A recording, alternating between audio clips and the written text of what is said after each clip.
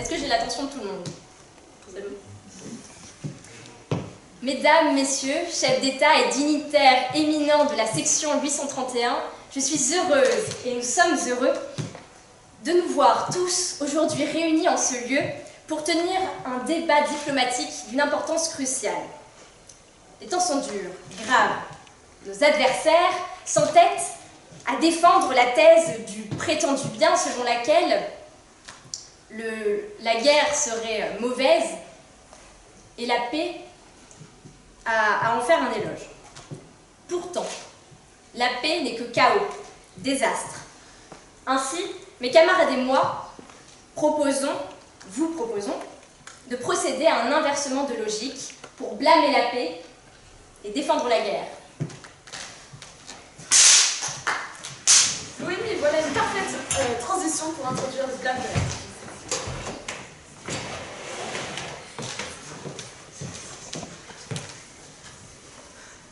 Les temps sont calmes, très calmes, trop calmes. Depuis plusieurs décennies, la paix est installée. Ainsi, celle-ci bouleverse les cycles de la vie. Pendant ces temps de paix, les hommes vivent dans l'opulence, dans l'extravagance, dans un monde superficiel.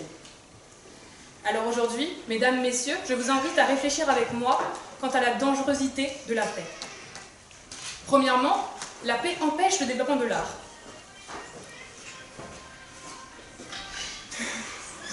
La paix empêche le développement de l'art. En effet,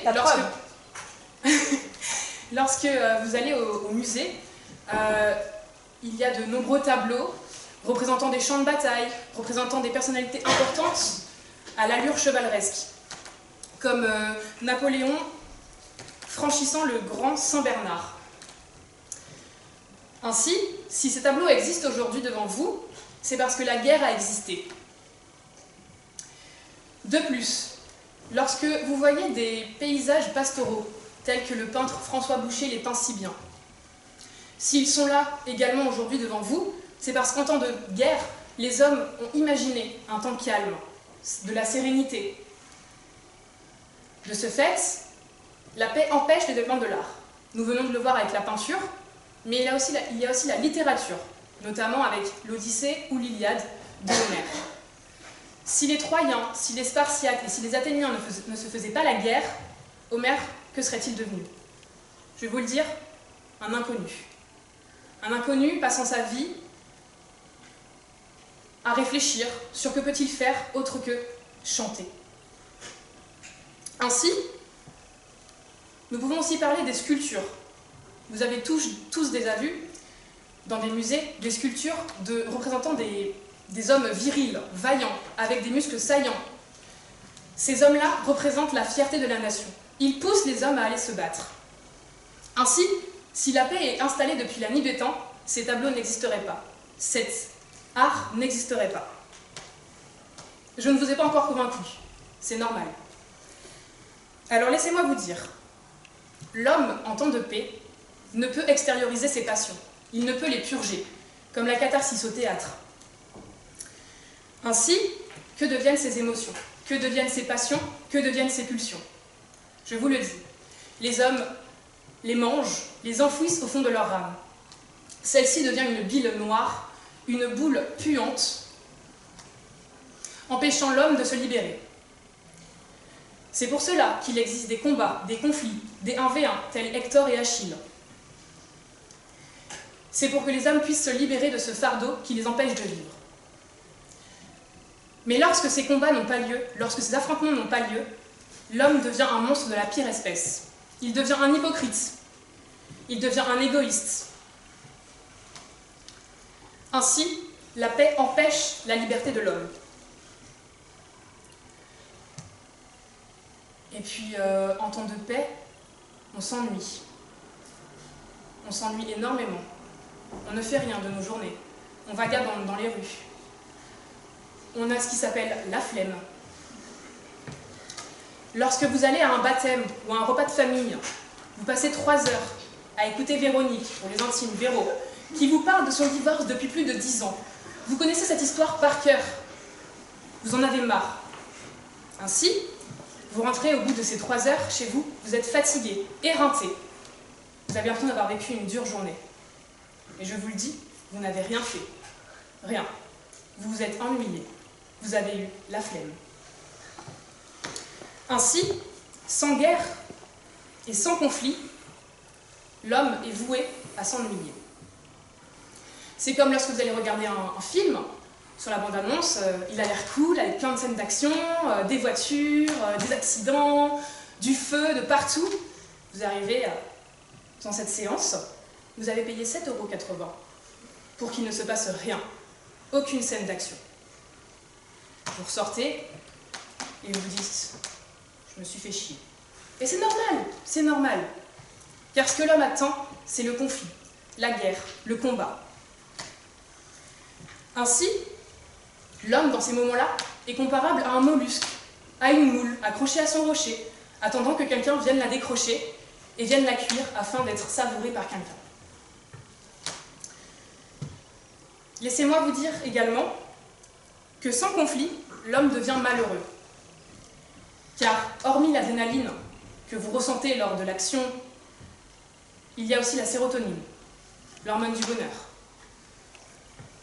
Ainsi, si elle n'est pas sécrétée, que deviennent les soldats? Ces personnes braves qui se battent pour vos nations s'ennuient, se sentent délaissés. Ils ne sécrètent plus rien, ni adrénaline, ni sérotonine. Ainsi, ils deviennent dépressifs. C'est embêtant pour des soldats qui défendent la nation. Ainsi, il faut les amener à se battre. Car s'ils ne le font pas, ils sont démunis de leur fonction, de ce pourquoi ils sont nés. Et si on leur arrache cette décision de se battre, c'est par l'égoïsme de certains qui prônent la paix, qui prônent le « faites l'amour, pas la guerre ». Mais si, faites la guerre. Faites des 1v1 tels Hector et Achille. Battez-vous, purgez vos passions. Enfin, je termine par vous dire que la paix amène le chaos. Hier, j'ai fait un rêve. Ce rêve, je me baladais dans un champ, avec des fleurs rouges. C'était peut-être des coquelicots. Il y avait aussi des fleurs blanches. Je pencherais pour des lys. À côté de ça, il y avait plusieurs arbres, des pommiers, des poiriers. Puis je regarde au loin et je reconnais certains de mes camarades, dans une foule de personnes, peut-être 1000, 100 000, 1 million, je ne sais pas. J'ai détourné le regard une seconde, parce qu'un papillon m'a attiré. C'est beau les papillons. Leurs ailes se battant pour la liberté, pour leur existence. Je regarde ce papillon voler. Il avait des ailes bleues. Autour de moi, ça sentait bon. Ça sentait la fraîcheur, les fleurs. Puis je redirige mon regard vers la foule et je ne vois plus rien. Rien. Je ne vois qu'une mare de sang et des bouts de chair. Tout le monde venait d'exploser. Pouf! Comme ça, aussi simple, en un claquement de doigts. Ainsi, ces hommes sont morts par ennui, par manque de sérotonine, par manque de développement culturel. Ils sont morts à cause du manque. Ainsi, je ne viens pas de vous faire une éloge de la guerre. Cela n'est pas mon but. Car l'éloge de la guerre et le blâme de la paix sont deux choses différentes. La guerre est recherchée non pas pour ses exploits, mais en tant qu'alternative à la paix. La guerre est là pour anéantir ce marasme ambiant dont vous faites preuve. Ainsi, mesdames, messieurs, il est temps de se réveiller contre la nuisance de la paix, contre la dangerosité de celle-ci. Cette paix qui nous assomme, cette paix qui nous sclérose, cette paix qui nous éteint, cette paix qui nous étouffe. Réveillez-vous, rebellez-vous. Il est temps d'y mettre fin à cette monstruosité qui a le visage d'un ange. La paix.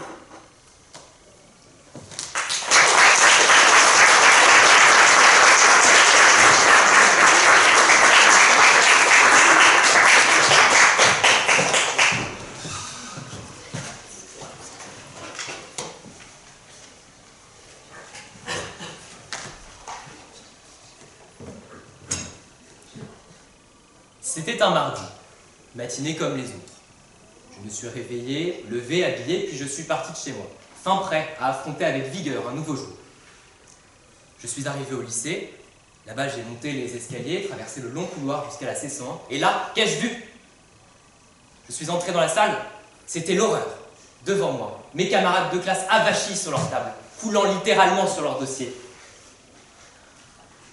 Ce triste souvenir est celui de la mort de l'énergie, de l'évanouissement de ce punch, de cette niaque, de ce cran qu'entretenaient nos générations. Des générations qui ont eu la chance de pouvoir s'incarner dans le mouvement des combats, en assistant à ces spectacles grandioses que sont les guerres. Des générations qui ont su s'approprier son pouvoir fédérateur, ses chants enivrants, mais également son énergie. Une énergie puissante, éclatante, rayonnante. Une énergie capable de réveiller les âmes écroulées sur leur dossier. Il me semble aujourd'hui, mes amis, que nous avons oublié tout le bien, tous les bienfaits que la guerre peut apporter à un pays, mais également à un individu. Je me propose donc de vous le remettre en mémoire. D'abord, mes amis, la guerre permet de redynamiser le tas de chair mollasse de nos citoyens. Ça stimule une guerre, ça vous pousse à votre maximum, ça vous oblige à vous mettre en difficulté, à faire quelques efforts. Oui, la guerre c'est du sport, mais le sport c'est bon pour la santé. Alors la guerre c'est bon pour la santé. La guerre c'est comme une école qui vous transmet un savoir qu'aucun collège, qu'aucun lycée, qu'aucune université ne vous transmettra jamais. Vous apprendrez à vous mettre en difficulté, à aimer ça, et vous puiserez dans les abîmes de votre cœur tout le courage, toute la hargne qui y loge. Bonne vieille guerre, finalement, c'est comme une douche froide. Bon, quand on est dedans, c'est vrai, c'est pas très agréable. Mais quand on en sort, on est vivifié, on est revigoré, on est content d'y être allé. C'est ça aussi la guerre, c'est se sortir de l'atonie. Ensuite, la guerre ne fait pas que redynamiser les chairs, les corps. Elle redynamise aussi une économie un peu trop feignante, un peu trop paresseuse. La guerre, c'est un mouvement des soldats, des ouvriers, des machines, des chars, ce qui entraîne inévitablement un autre mouvement, celui des flux, des banques, des pays et des économies. Une nouvelle impulsion économique est alors donnée. Je ne vous parle pas uniquement que de cette grosse industrie de l'armement qui évidemment profite de la guerre. Je vous parle aussi de ces petits commerces locaux qui dépendent de facteurs bien précis pour survivre. Observez les fleuristes. La majorité des fleurs éclosent au printemps, ce qui veut donc dire que les fleuristes, pour proposer une offre complète et variée, dépendent du début du printemps. Pauvres fleuristes qui dépendent d'une saison dans l'année pour faire tout leur profit. Ce qui veut donc dire que 3 saisons sur 4, les fleuristes se meurent. Voilà un premier facteur. Second facteur, le bon vouloir tyrannique des passants. Qui sont les passants? C'est vous les passants, vous qui n'achetez pas les fleurs des fleuristes. Vous conspirez à leur désespoir, vous conspirez à leur mort. Heureusement que la guerre, dans sa grande magnanimité, abolit ces 2 facteurs. Il est vrai, en temps de guerre, certains de nos camarades peuvent mourir. Jamais observé de mes yeux, mais c'est possible, dans certains registres, on peut l'observer. Alors il faut aller fleurir la tombe de nos camarades tombés au combat. On va acheter quelques fleurs chez le fleuriste, on les dépose sur la tombe, on s'en va, on est content. Voilà comment ça marche. Alors cette économie des fleurs, elle qui souffre toujours, elle qui subit le joug du hasard, elle qui, si le printemps est trop pluvieux, ou si les passants estiment qu'ils ne veulent pas égayer leur journée avec 2-3 petites fleurs, elle renaît. Merci la guerre. Merci de proposer des prestations sociales exceptionnelles. Tu es l'État-providence avant l'État-providence. Ensuite, mes amis, comme moi, vous êtes tous des esthètes. Vous aimez la littérature, vous aimez les arts. Alors, je vais espérer pouvoir vous toucher avec ce dernier point. La guerre n'est pas une activité de sous-nom, qu'on le veuille ou non. Elle requiert, je crois, une certaine élégance, une finesse, qui relève de l'activité artistique, qui relève de l'art. Et oui, la guerre, c'est de l'art. Il y a des protocoles, des manières de faire la guerre, qui donnent une harmonie à son exécution finale. Ainsi, vous devez d'abord porter un accoutrement, un bel uniforme de préférence, manchettes brodées, épaulettes dorées, ceinture bien ajustée, le dos droit, le regard en avant, et on parade. Et là, au fond de vos bottes, vous ressentez une passion nouvelle, sublime, splendide, un sentiment de fierté, de fermeté vous transcende. C'est l'expérience artistique que vous expérimentez. C'est ça la guerre. Entendez au fond de vos campagnes la symphonie du tocsin, Voyez les couleurs d'or qui dans le ciel s'estompent. Contemplez la beauté du front. Car jamais plus vous ne verrez pareil objet d'art. Et par sa beauté, la guerre a inspiré également de nombreux artistes. Homère avec la guerre de Troie, évidemment.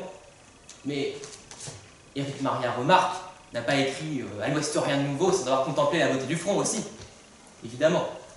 Alors oui, je le dis, la guerre c'est de l'art.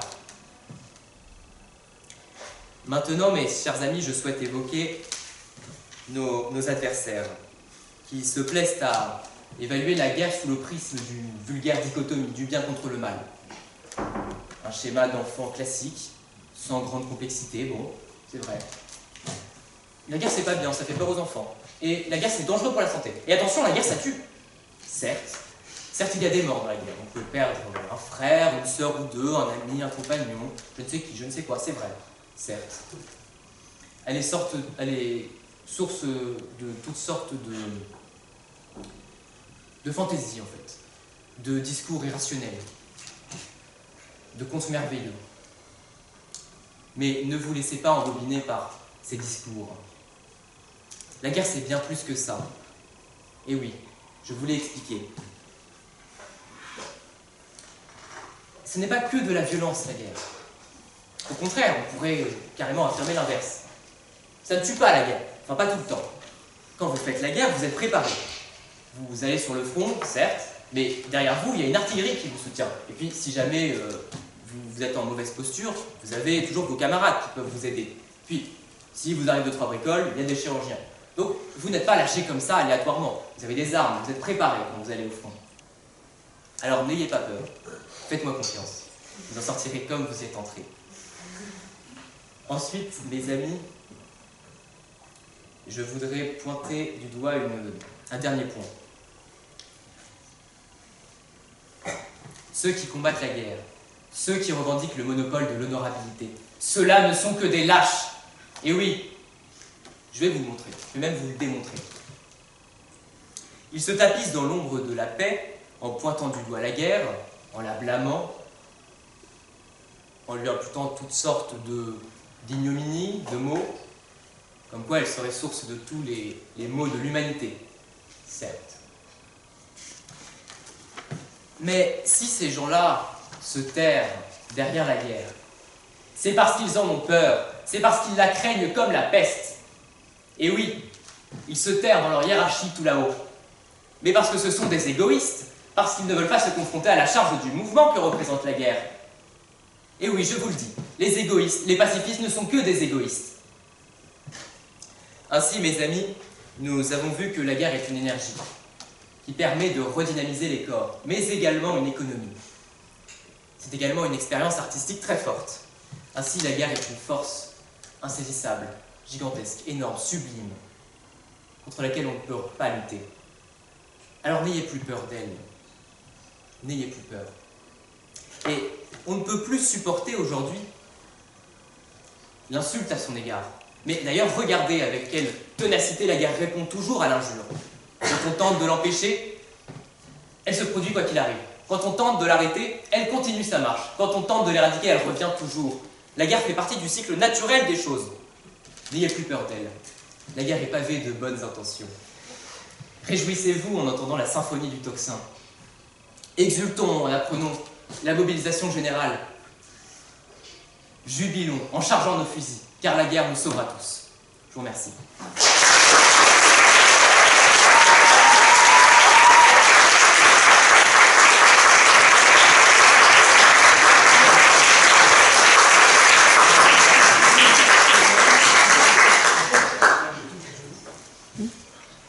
J'ai quelque chose de très grave à vous dire aujourd'hui. La paix a été installée. Nous nous aventurons sur un chemin qui nous invite à remettre en question les compromis qui sous-tendent la recherche de la paix. Permettez-moi de vous inviter à penser différemment, à repousser les frontières de notre réflexion. Car, mesdames et messieurs, c'est dans ces moments de remise en question que nous pouvons grandir en tant qu'individus et en tant que société. Le blâme de la paix ne naît pas du désir de semer le chaos ou de glorifier la discorde. Au contraire, il est alimenté par la soif de justice, de vérité et de résolution durable des conflits. Aujourd'hui, je souhaite porter à votre attention un mal qui ronge notre société de l'intérieur. La stagnation et la complaisance. Mais d'où provient cette stagnation? Je vous le dis, elle est née de la paix.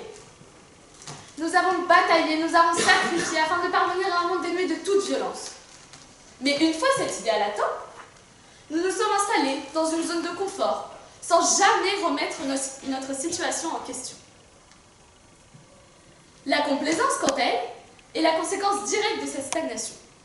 Elle nous pousse à nous satisfaire de ce que nous avons. Nous pouvons le voir avec le réchauffement climatique. Aujourd'hui, nous voyons tous des images de l'Arctique où la banquise fond, les ours n'ont plus leur habitat naturel, mais que faisons-nous face à ces images? Eh bien, nous continuons de les regarder, encore et encore, sans jamais rien faire. Et cela se produit lorsque la paix est installée. De même, la perte de vigilance s'est insidieusement infiltrée dans les recoins les plus profonds de nos consciences. Pourtant, mesdames et messieurs, c'est dans cet état de relâchement que se tapissent les menaces les plus importantes. Nous l'avons vu avec la guerre franco-prussienne. La France n'était pas prête à affronter cette guerre. La perte de vigilance a rendu la France inerte aux signaux d'alerte qui pourtant annonçaient l'imminence d'une crise. Prenons garde, car la perte de vigilance est un ennemi insidieux. Elle s'infiltre dans nos institutions, dans notre vie privée et dans notre vie collective.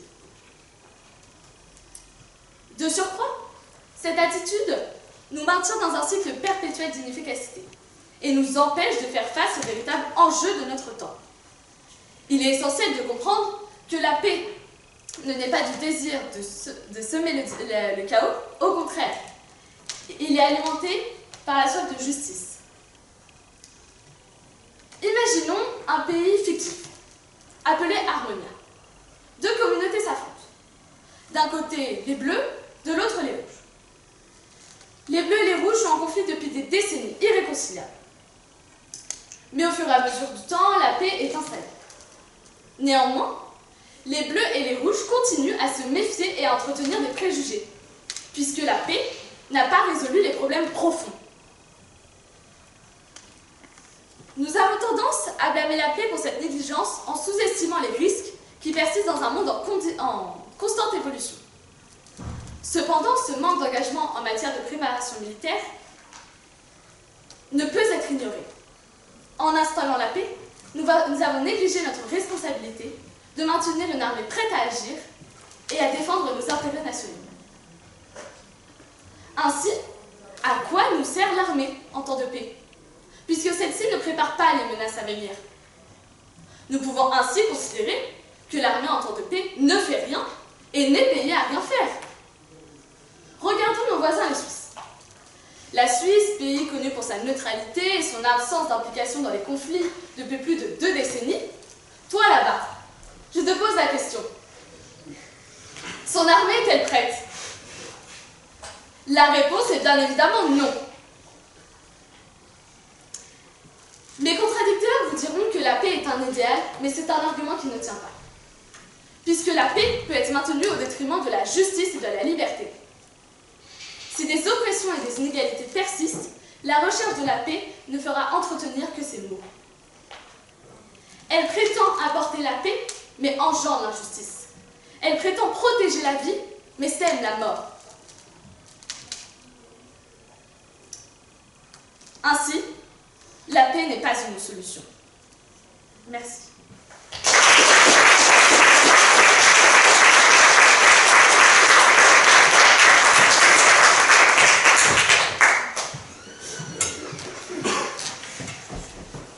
Quel plaisir, n'est-ce pas, de passer en dernier?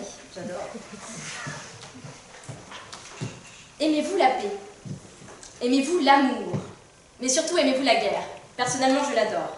Car cet acte me semble offrir bien plus qu'il ne prétend prendre. Alors oui, c'est une période de haine.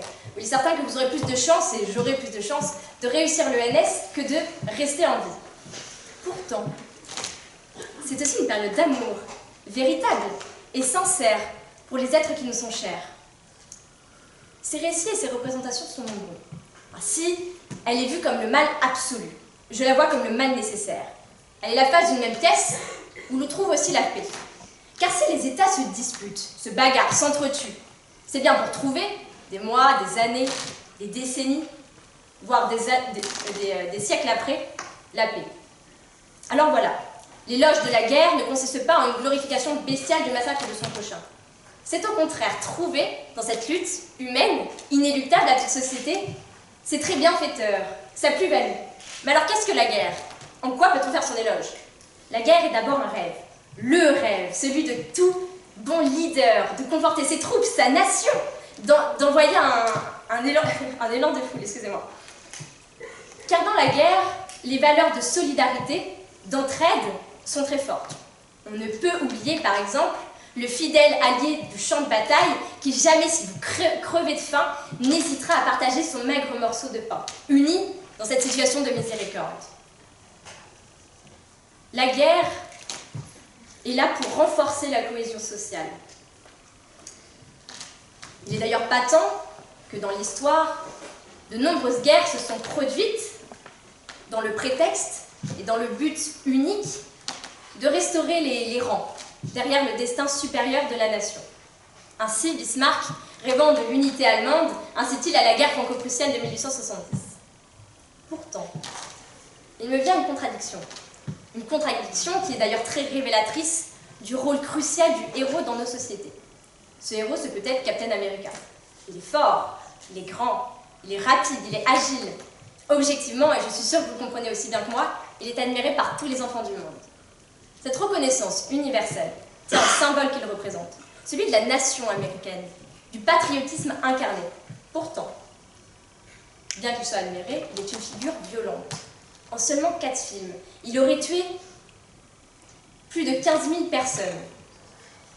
Ce héros tueur, sorte de contradiction absolue, montre bien que la guerre forme les héros, nécessaires à la transmission des valeurs physiques et morales vantées dans une société. Ainsi, Captain America est courageux, il est loyal, fidèle, et surtout il est juste. En cela, la guerre est belle.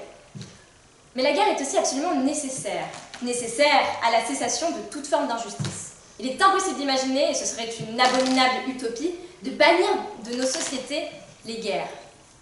Car voilà, l'injustice ne règne qu'en temps de paix. Des justes ne se révoltent pas, et donc sont soumis à la violence des plus forts. Les pacifistes tentent, et c'est en vain, grâce à la parole, à la discussion, au débat, de résoudre les conflits. Je pense au contraire que la guerre est le seul moyen de mettre fin, de venir à bout d'un ennemi monstrueux. Bien sûr, le mal absolu n'a jamais été battu par des activistes de la paix. Les nazis, par exemple, ont été battus par des forces supérieures, non pas par des gigolos habillés de telle sorte que la cessation de la guerre ne résulterait que d'une pure et simple pitié pour ces adversaires faibles qui ne savent même pas se battre. La guerre est souvent juste, car le mal absolu existe partout, toujours. Et donc, la guerre est nécessaire pour y mettre fin. Enfin, la guerre fait peut-être perdre la vie, mais elle permet d'y redonner goût. Elle sert à rappeler les plaisirs simples d'une vie banale. Par exemple, je parlais avec une amie la semaine dernière qui me racontait ses vacances dans le Limousin. Elle est partie avec sa famille. Elle me racontait qu'ils ont fait des balades en forêt, qu'ils se sont amusés à cueillir des champignons, qu'ils dégustaient le soir en soupe. Les premiers mots, j'ai eu tort, qui me sont venus à l'esprit ont été chiants, ennuyants, soporifiques. Pourtant, ces plaisirs-là ne constituent-ils pas l'essence du bonheur chez l'homme? La guerre m'aurait permis à cet effet de prendre conscience du bonheur que constituent les plaisirs simples. Finalement, pour une sensibilité ordinaire, rien n'est bon dans la guerre. La vue est horrible. Les odeurs sont de gaz, de feu et de souffle n'ont rien de joyeux. Et puis les sons résonnent dans nos oreilles comme une cacophonie. Mais le plaisir de se sentir vivant est immensément puissant. Car les plaisirs simples de la vie, les joies élémentaires, ont tendance à être oubliés. Dormir, manger, se coucher sur une plage et admirer le soleil se couchant, tout en sentant cette douce chaleur frapper sur votre peau. Voilà des plaisirs simples qui sont réanimés grâce à la guerre. Les pacifistes me diraient au contraire que la guerre est absolument mauvaise et à bannir de nos sociétés car elle est violente. Le culot, N'avez-vous pas, tout comme moi, vu dans les magasins des gens courir pour attraper ne serait-ce qu'un pot de Nutella? La guerre est dans le sang, la violence est dans le sang de l'homme. Elle est dans sa nature. Les peuples soumettent et sont soumis à la violence de façon perpétuelle. Au contraire du fait qu'il est bien plus glorieux de se battre au nom de sa nation que pour un vulgaire pot d'huile qui, en plus de ça, vous rendrait encore plus mou que vous ne l'êtes physiquement. À cet égard, il n'y a pas que le premier rang qui peut se sentir concerné. Et puis pourquoi voir le mal dans le fait de se battre? Comment pouvez-vous forcer l'homme, en face d'une situation d'injustice, à rester de marbre? Il serait contre nature de rester pacifique, de laisser faire les choses telles qu'elles sont, car après tout, c'est comme ça. Comment ne pas s'insurger de voir le grand gaillard voler au petit Tim son précieux goûter? Comment ne pas s'insurger de voir un vulgaire voyou vous voler votre place légitimement gagnée dans la longue et interminable file d'attente d'un parc d'attractions? Je vous le demande. Saint-Exupéry disait que seuls les soldats aiment vraiment la paix. Car eux seuls connaissent vraiment le prix de la guerre. Eux seuls connaissent vraiment le prix de la paix. Il y a finalement dans la guerre quelque chose de beau, de positif. Elle est une condition nécessaire et indispensable au développement de nos sociétés, comme l'ont rappelé mes camarades. Et puis du point de vue de l'individu, elle offre bien plus qu'elle ne prend aux plus valeureux. Elle est l'occasion de gravir rapidement les places d'honneur qu'en temps de paix, les déterminismes sociaux vous auraient arraché de bonne volonté.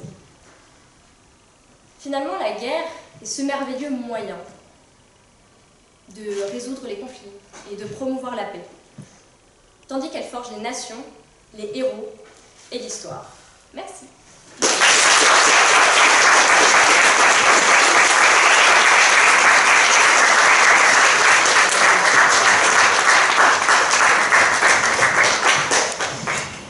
Alors, nous passons au projet documentaire.